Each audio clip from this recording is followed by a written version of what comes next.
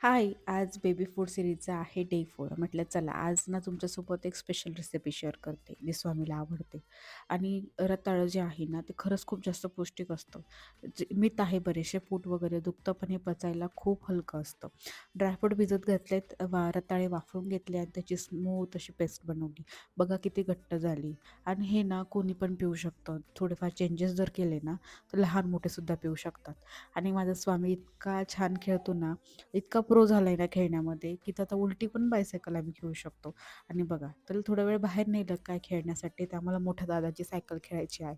एवढं कन्व्हिन्स करणं चालू होतं दादाला, की आम्हाला गाडीवर म्हणजे सायकलवर बसवू दे. पण तो दादा काही ऐकत नव्हता.